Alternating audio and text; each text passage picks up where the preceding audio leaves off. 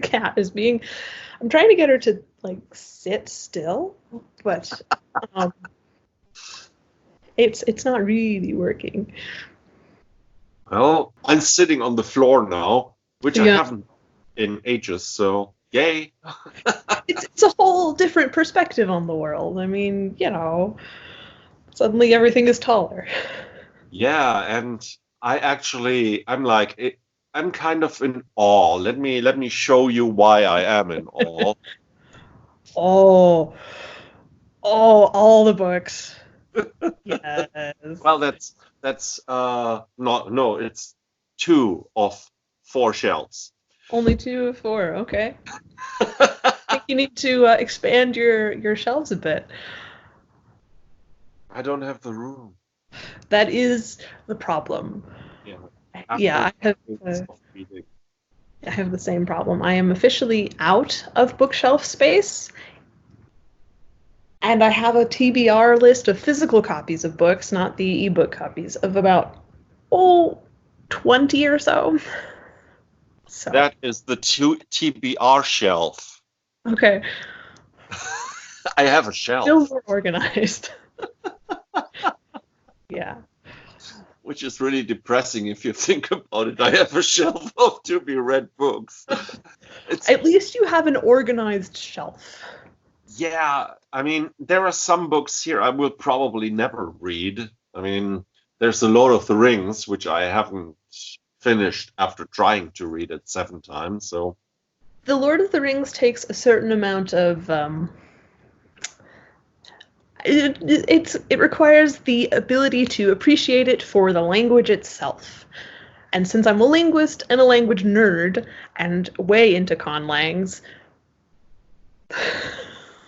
well, yeah, I don't know. It's just, okay, ever since I started writing fantasy and taking it really seriously, I have a problem with reading fantasy.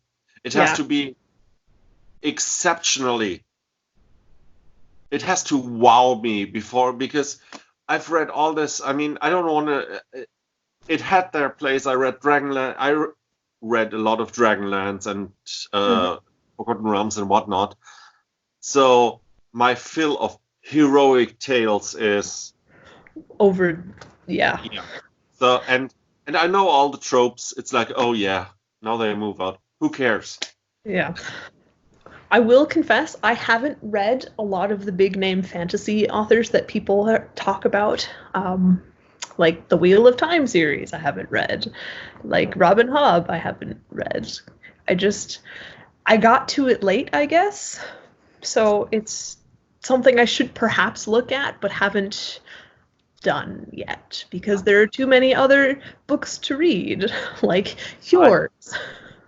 Yeah, and I tried reading The Wheel of Time. I admit that much. Mm-hmm. I got through half the first book until I was like, that's a waste of time. Yeah, I'm kind of worried that all of the hype that's been talked into it won't be what I'm expecting. So it's I mean, you know how I write. I'm like to the point, bam, in your face, and I'm there. Yes. And yep. I keep it in different perspectives, so there's always something new to it. But what Jordan did is the typical classical way of almost near omniscient prose. Yeah, that's hard. I can deal with it in sci-fi. I can deal with it in horror. But I can't, because in horror, well, yeah. But I mean, in horror, you kind of know everyone except the narrator is going to die. Unless you read something. I was 18 or 19 when I read the Lurker on the Threshold by August Derleth and H.P. Lovecraft. Or, well, mostly August Derleth with 1,000 words of Lovecraft in, which is like, yeah. And that was a really interesting concept because he started out with this diary sort of thingy from one person, and then it ends. Uh-huh. And the next part of the book begins because the relative of the guy who wrote the diary is wondering, where the hell is he?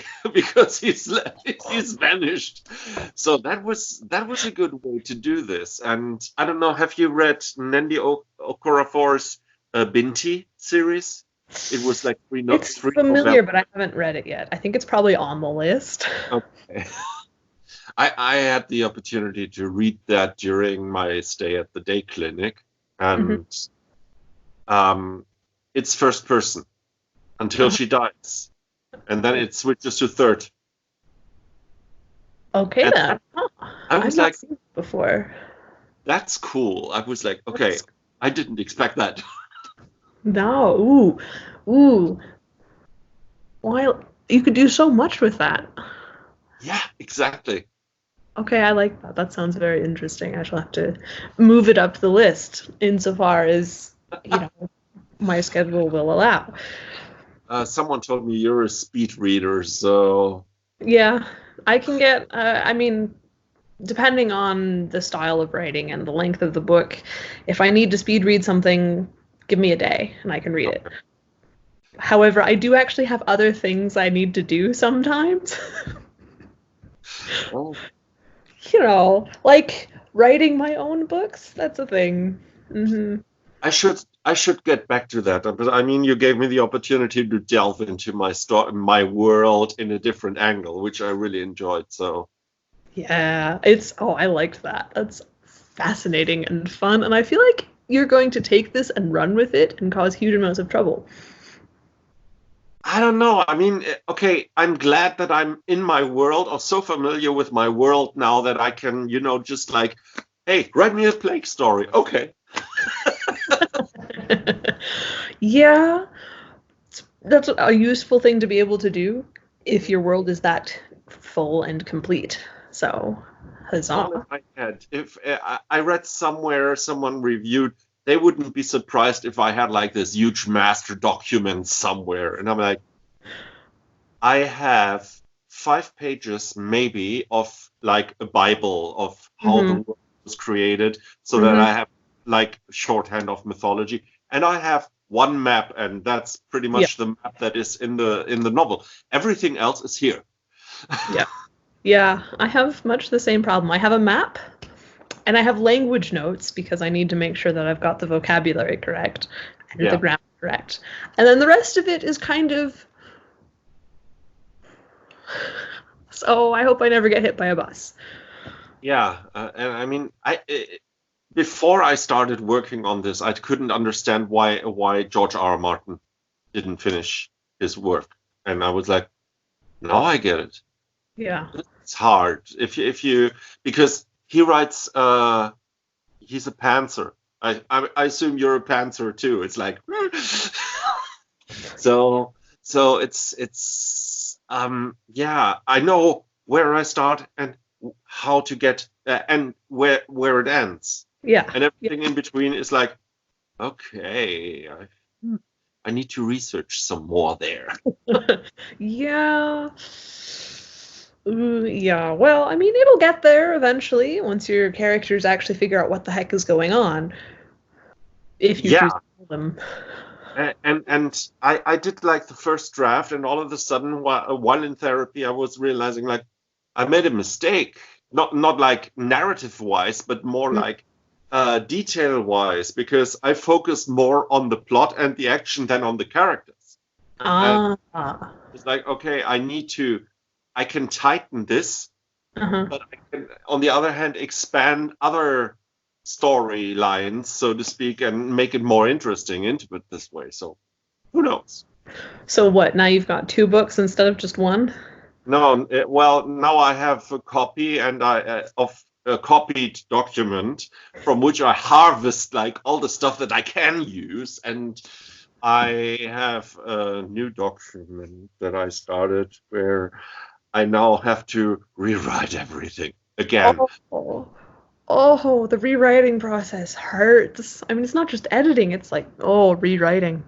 Yeah, well, but I mean, okay, I now have 2 monitors set up on my desk, which is really helpful. So I have like one side just for stuff like, how did I spell that name again? um, given your propensity for spelling names, I think that's probably useful. Well, I have most of them are in the autocorrect. Sure. So, but there are two names. I have the Lightbringer. I love that I have the Lightbringer, Mm-hmm. and I have her original name there, which is pretty much fucking unpronounceable. Because, well, okay, I can. The problem is if I tell you this now, it will be spoilery all over because so much of it is so much of the story is based on mystery. Like, Right. what the Yeah. hell is going on? And if I tell you this now, it will be like, blah. So what you do is you tell me, and then I bleep out all of the spoilery bits so that I know what's going on. Okay. Okay. If you promise to do that, I'll tell you. Oh, this will be fun. Okay.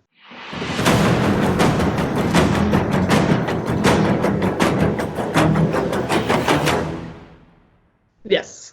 Oh, oops. Oh. Oh.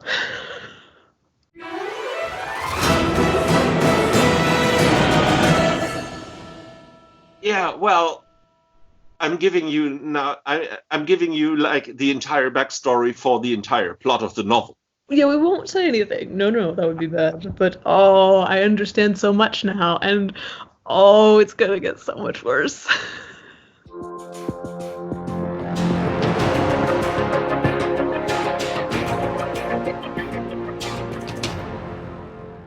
Oh, yes.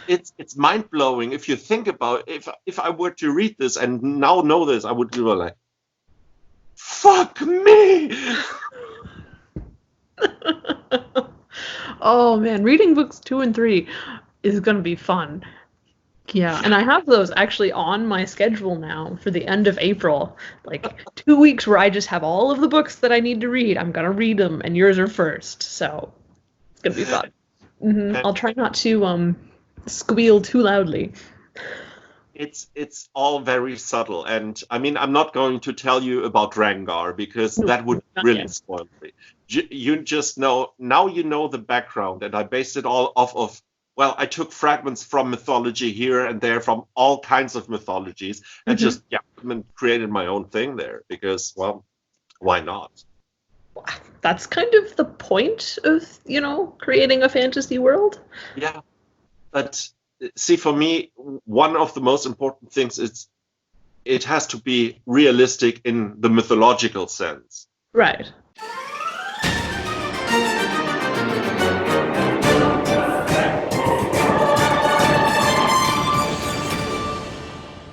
Language, and then the daughter languages evolve slowly and so on and so forth, depending on et cetera, et cetera. Yes. Which is probably my favorite bit. I mean, the languages just, I'm a little bit of a nerd though, so we won't get into that. Yeah, that's okay. It's just that when I read most of the fantasy stuff, it's Yeah. always they have the common tongue, Mm.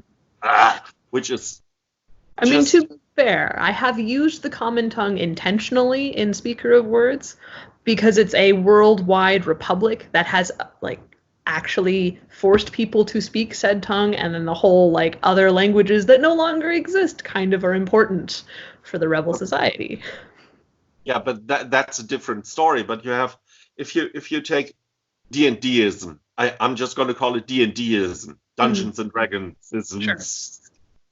and you have you don't even have just Elvish because the elves also speak different languages than the humans speak different languages, but everyone knows the common tongue.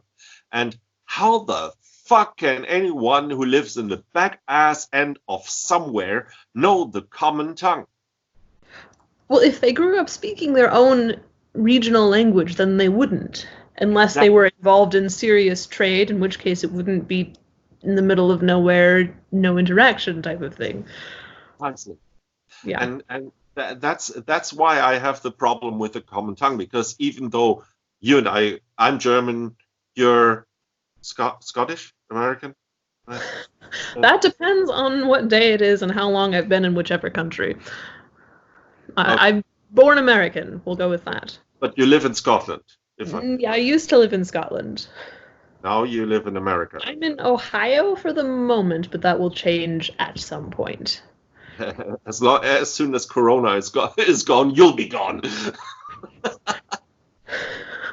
I just kind of end up where I end up.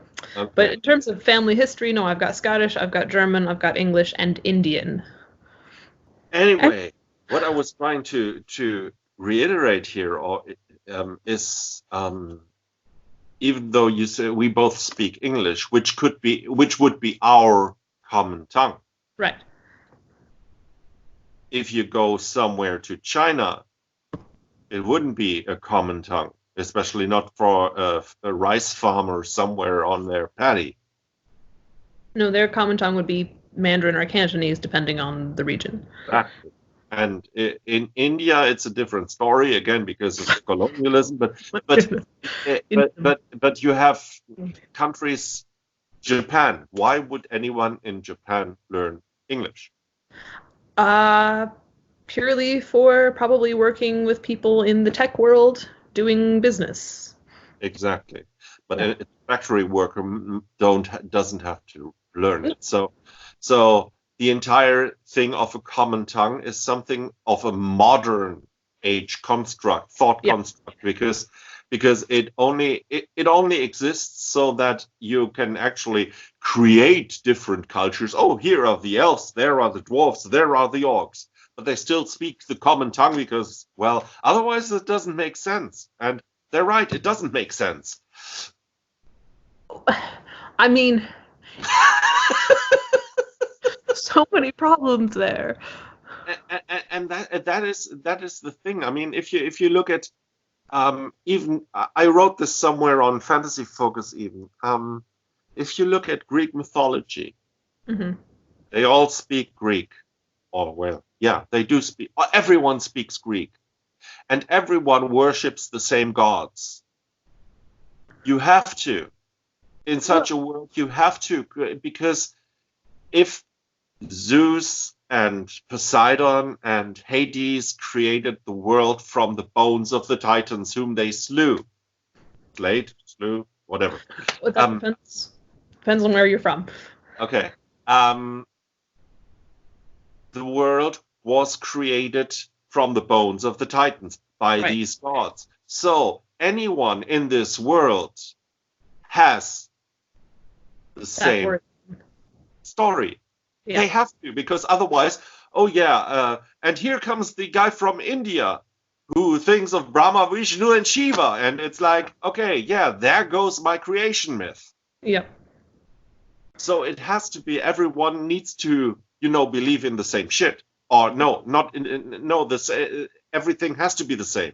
Because otherwise it doesn't work. Yeah. Hold on. If you put gods and a creation fact into the thing, it only works this way.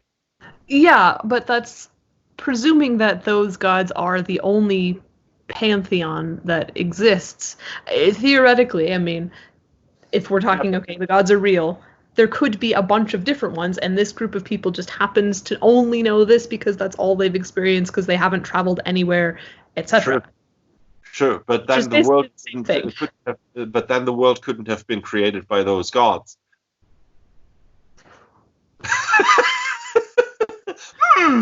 Okay, see, now I'm getting into the physics bit, because if we're talking about, like, we've got multiple universes, an infinite number of universes, then technically we're talking all about the creation stories would be... We're talking about this one world. Oh, I know, but my brain wants to rationalize it and make it make sense. Yeah, I've tried that. I've been there, and it only makes sense the way I did it. Sorry. No, that's accurate. Yeah, I mean, I'm going to think about it all night, but I think you're absolutely accurate.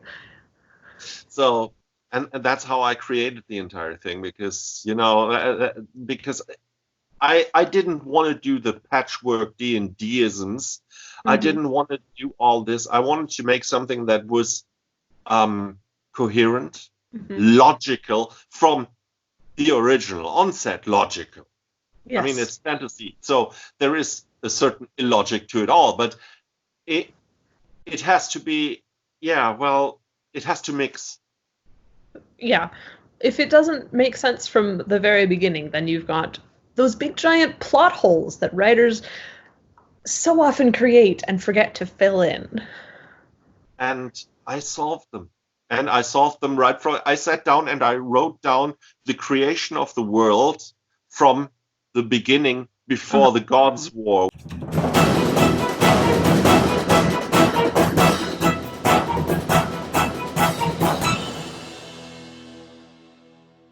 I mean, we're talking about I just wanted to have something that actually, gave a logical. Oh, no, it totally makes sense, except for that one thing.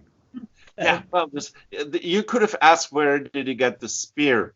Same problem. It's the same problem, but yeah. But I figured, okay, I'm allowed. Every creation, there is illogic.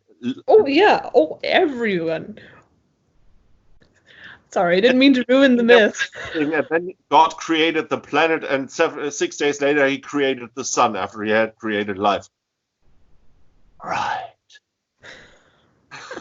Yeah, I don't care. Whatever myth it is, there are a few problems. I think yours is pretty good if you're limited to where the heck did he get the spear and the axe from? Yeah. And it isn't, this sort of stuff is eons ago, so who cares? That's true. That's true. I base my elves on Rome. I told you that. Yeah. And the Romans, well, the Roman soldiers and most of the elven commoners are soldiers. All of them. Mm-hmm. The Roman soldiers, do you know what it was if you shirked your guard duty or slept on guard duty in a legion fort? I haven't done that much research on Roman punishments. Okay. Mostly weaponry. Whoever did that died. They killed him. They stoned him to death. Okay. Why? Yeah, it makes sense. He was on guard. Yeah. Problematic if you fell asleep or whatever and someone broke in and, death and destruction. Yeah. Exactly. So they tried their damnedest bit not to do that. And it makes sense. From a military, from a purely militaristic standpoint, 100% sense. Mm-hmm. And the Romans were nothing if not efficient in their logic. Extremely. It's part of the reason why they were so effective for so long, until things became less logical. Yeah, when they started to be idiots, yeah.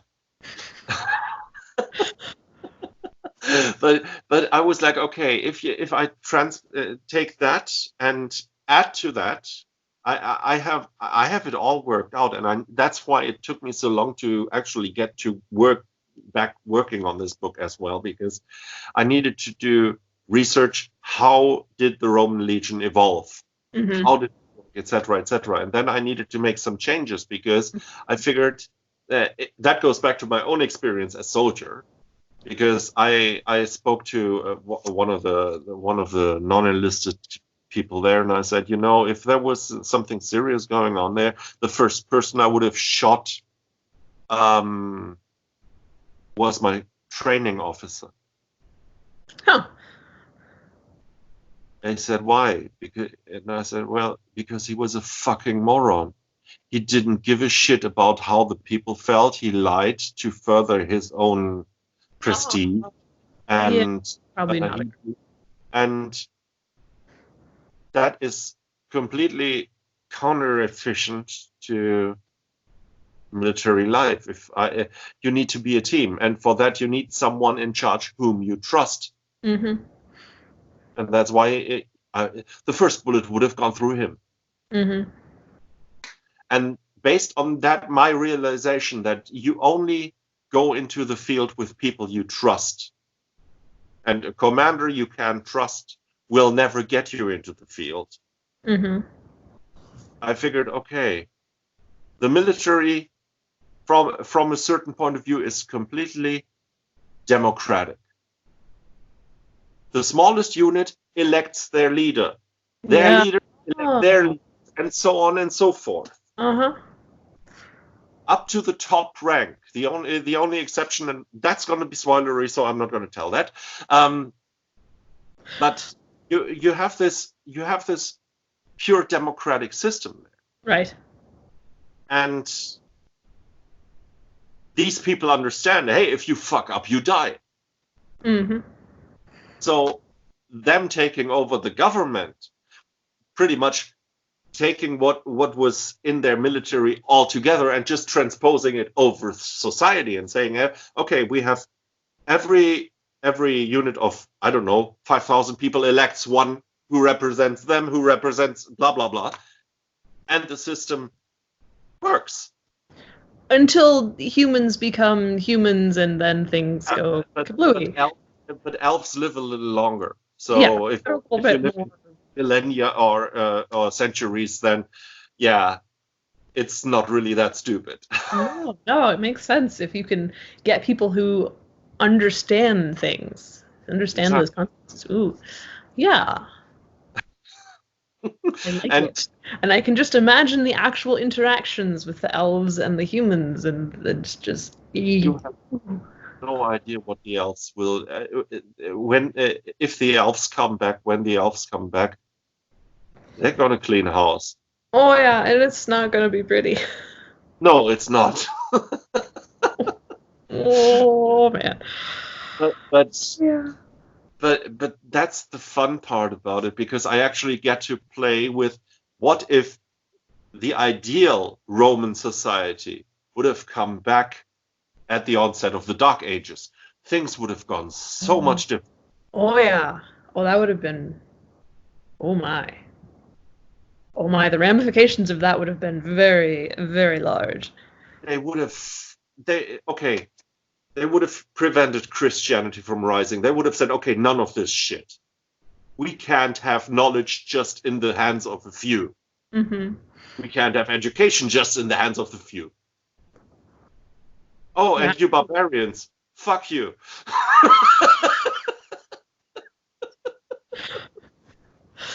Yeah.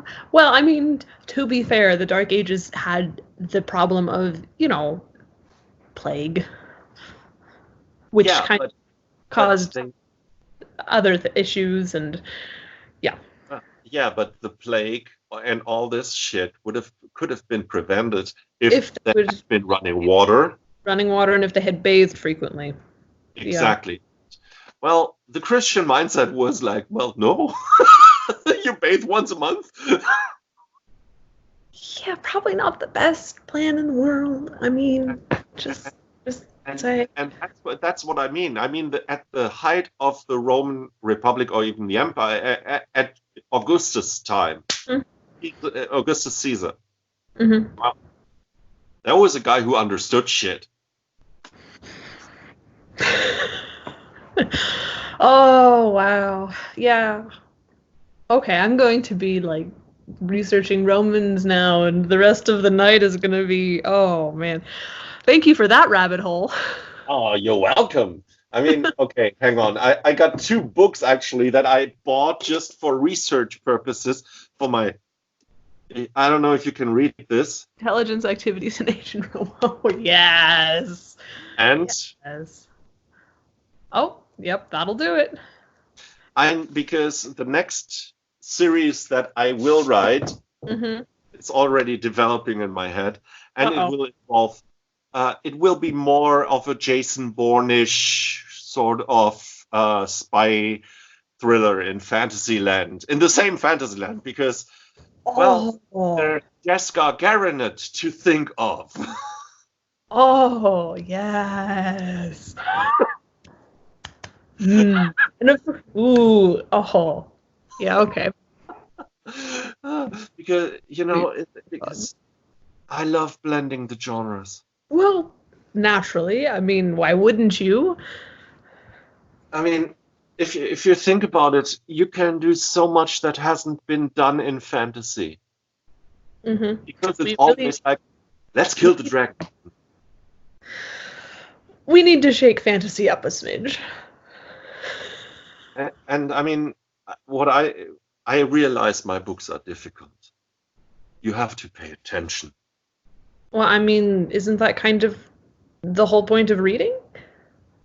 Yes, I know. But if you look at so much that is out there, it's even Harry Potter is very, very, very basic. Well, I mean, to be fair, Harry Potter is meant for a specific age group. Yes. Well, yeah, but I was 11 or 12 when I read the Iliad and the Odyssey, for fuck's sake. Yes, I think I read both simultaneously. Well, no, but I mean, if you don't think and pay attention to books, why bother? And that's the one thing that really, that's why I don't have fun with reading fantasy, because always, yeah, okay, hey, now it's just a couple of bad guys who actually save the world. Yay! So many questions, and what? Where did that come from? Well, I don't know if I told you this, and feel free to use it because I don't think I'll ever use it. I had this idea, I had this really fucked up idea about in the battle between good and evil, evil actually wins and destroys good. And then they realize, shit, we have no idea about agriculture. How to a functioning society without everyone killing each other and all the other kind of shit that actually and then you have the gods trying to act as good gods so that they can actually. Oh, I could, yeah, you could definitely write like a whole series on that. Just, Yeah, I think it was like, okay, in the crash between good and evil, good actually ran into the meat grinder.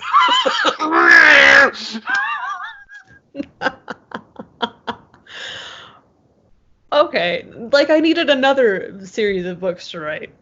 Yeah, well, no, it was an idea that I was like, hey, why don't we do a completely evil, over the top, completely nuts, and I mean not malevolent evil, but completely stupid evil, inept evil, Right. and use that as a basis for an anthology. I suggest, hey, why don't we do? We were like, hey, shouldn't we do an anthology, which eventually became then Blackest Nights and Blackest Spells.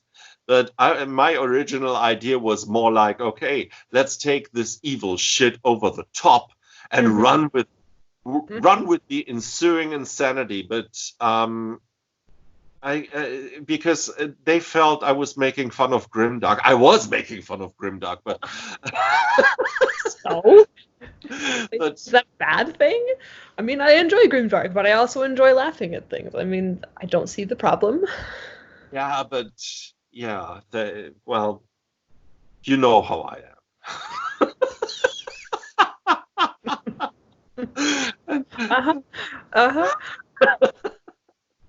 So that'll be the next anthology project I work on. Yep.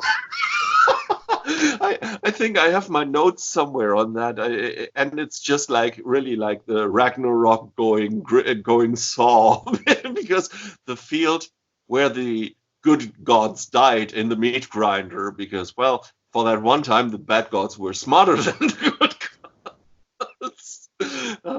Well, everything grows, nothing really good. Oh, that's gonna end so badly.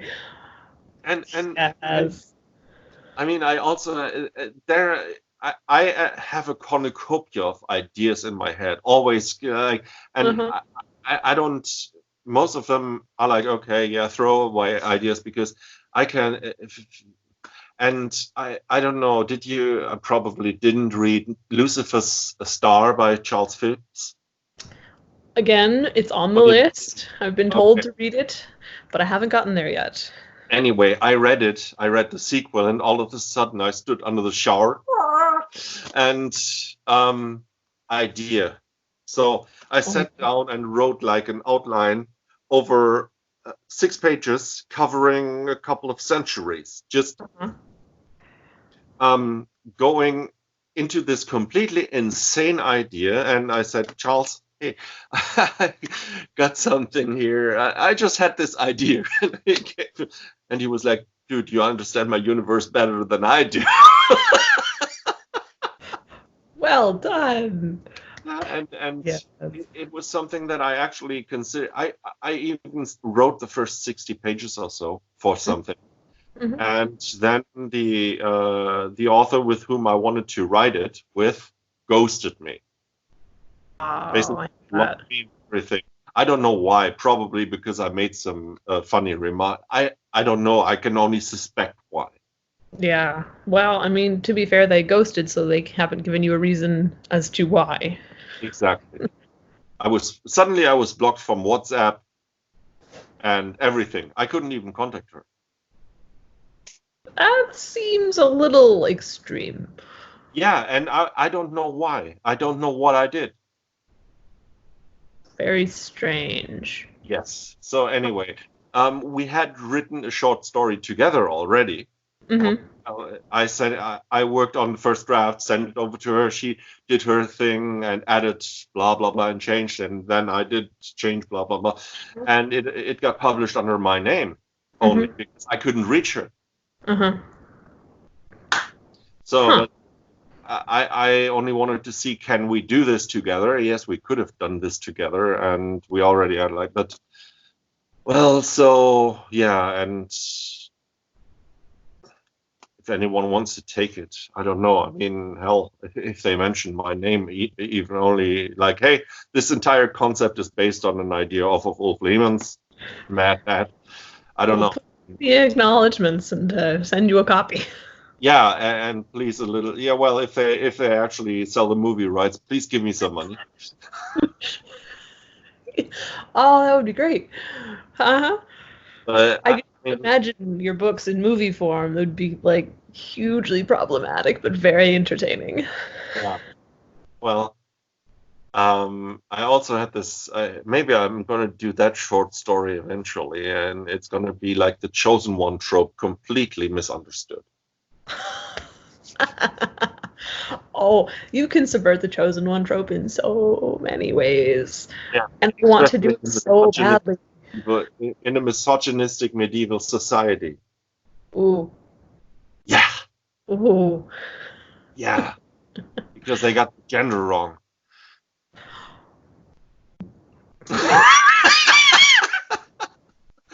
So it started out with this ancient teacher-like paladin person who goes out to find the chosen one to rescue, and after all the omens, he finally finds the farmstead. Of course, I use all the tropes that are there, the farmstead, blah blah blah, and he finds the chosen one sitting by a lake, his index finger, 2 knuckles deep in his nose.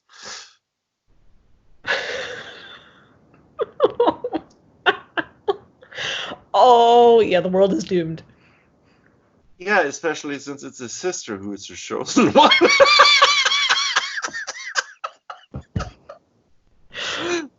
So I imagine Only just healthy like, if women get to have property and we get to, have the right to inherit and all of the voting and political and et cetera, et cetera. Yep. the world. No, but it's what I imagined then was like this paladin teaching the idiot, the utter imbecile that this chosen one is, who gets everything wrong, and the paladin has to clean every mess up, and it's like, no, what am I doing here? Why am I doing this? And in the end, it's like, yeah, the girl does her thing off camera and saves the world, and yeah, well, I was there all the time. You didn't see me, you idiot. Yeah, yeah. Well, I just, saved the world. Yeah. Oh, that's great fun. And yeah, Yeah. I Well, have pretty stupid ideas. I know. I wouldn't call them stupid. I'd just call them, troublesome and very entertaining and potentially genre changing. It's a good thing. Yeah. Well, big. I mean, I never set out to change anything in that regard. I just wanted to, tell stories or write stories that I would like to read. So, Well, there you go. All the better. So I will say toodles and sayonara and go cause all the trouble in the world. yeah. Because, I mean, it's not much else to do. Yep. Should be fun. All right. Have fun. Don't don't get caught causing trouble. The world is not in a position to handle that at the moment.